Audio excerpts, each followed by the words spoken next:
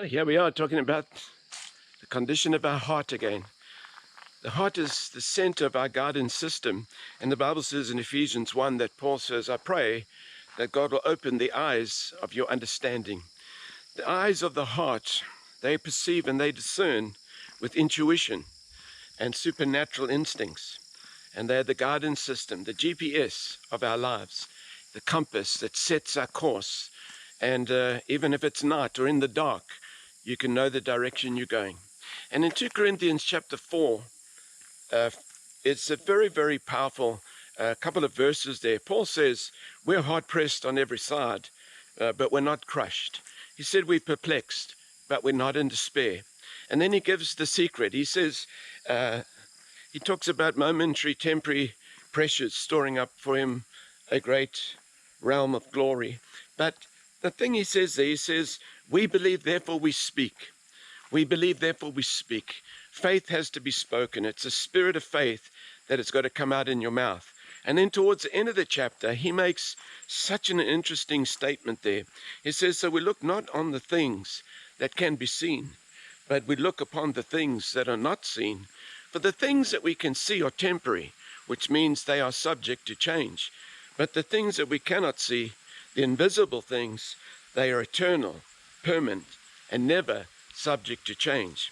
So here's the issue, that faith speaks. What does faith speak?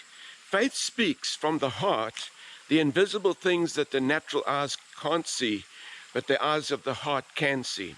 And you see, that which is in the heart, when the heart is pure, the things that you see is the eternal things. Now, how do you see the eternal things? Well, not with your eyes, but the eternal things that you look upon that are permanent.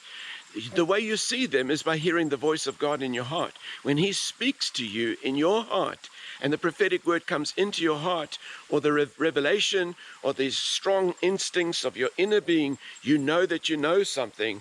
You are then seeing the eternal that is not subject to change, that is permanent. And then you speak out of your heart and with your mouth, and you speak to the temporary things, the negative circumstances, the things around you that contradict your vision. You speak to them with boldness and authority and with confidence, and you speak from your heart the eternal things that are unchangeable. They cannot be subject to change, but you speak to your circumstances that are temporary. They're subject to change. They need to be changed. So we don't look on what we see. Our lives as believers are not driven by what we see.